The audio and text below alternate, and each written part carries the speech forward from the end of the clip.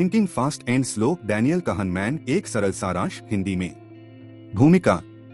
Daniel कहनमैन 1934 से 2024 एक Israeli अमेरिकी मनोवैज्ञानिक थे जिन्हें 2002 में अर्थशास्त्र में नोबेल पुरस्कार मिला। उन्होंने अपने सहयोगी आमोस ट्वर्स्की के साथ मिलकर व्यवहारिक अर्थशास्त्र बिहेवियरल इकोनॉमिक्स की नींव रखी। उनसे पहले यह माना जाता था कि इंसान हमेशा तर्कसंगत होते हैं और अपने फायदे के अनुसार ही निर्णय लेते हैं, लेकिन कहनमैन और ट्वर्स्की ने यह साबित किया कि इंसान अक्सर ऐसे फैसले लेते हैं जो भावनाओं, मानसिक शॉर्टकट्स और पूर्वग्रहों से प्रभावित होते हैं, और ये फैसले तर्क की बजाय मनोवैज्ञानिक रूप से तय होते हैं। उनकी प्रसिद्ध किताब थिंकिंग फास्ट एंड स्लो 2011 उनके शोधों का सार है, जो इसे आम लोगों के लिए सरल भाषा में प्रस्तुत करती है। मुख्य विचार। दो तरह की सोच। इस किताब का मूल विचार यह है कि हमारा मस्तिष्क दो अलग अलग तरीकों से सोचता है। सिस्टम एक, तेज सोचने वाला।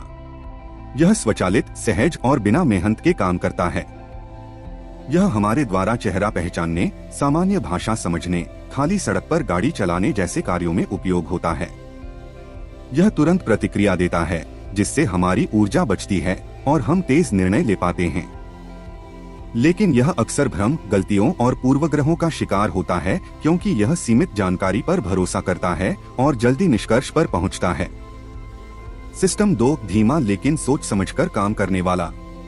यह तर्कसंगत, ध्यानपूर्वक और मेहनत से सोचता है। इसका उपयोग हम तब करते हैं जब कोई मुश्किल निर्णय लेना हो, गणित हल करना हो, नई चीजें सीखनी हो। यह सिस्टम एक की गलतियों को सुधार सकता है, लेकिन यह आलसी होता है और तब तक एक्टिव नहीं होता जब तक जरूरत न हो। ये दोनों सिस्टम लगातार मिलकर हमारे निर्णयों को प्रभावित करते हैं। सिस्टम एक तेजी से विचार देता है और सिस्टम दो उन पर विचार कर स्वीकार या खारिज करता है। किताब में बताई गई महत्वपूर्ण मानसिक गलतियां। कॉग्निटिव बियासेस। एंकरिंग। जब हम किसी चीज का मूल्यांकन करते हैं तो हम पहली बार सुनी गई जानकारी पर अधिक भरोसा करते हैं। Availability heuristic. जो घटनाएं हमारे दिमाग में ताजा होती हैं, हम उन्हें ज्यादा आम या महत्वपूर्ण मान लेते हैं। रिप्रेजेंटेटिवनेस। हम किसी चीज को एक स्टीरियोटाइप से जोड़कर जज करते हैं, भले ही उस फैसले का कोई गणितीय आधार न हो। Loss aversion.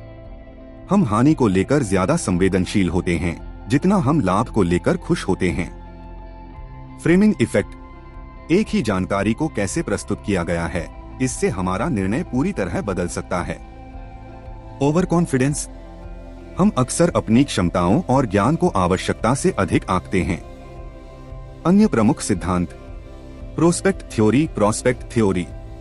लोग निर्णय लेते समय लाभ हानि की तुलना रेफरेंस पॉइंट से करते हैं, न कि कुल फायदे के आधार पर।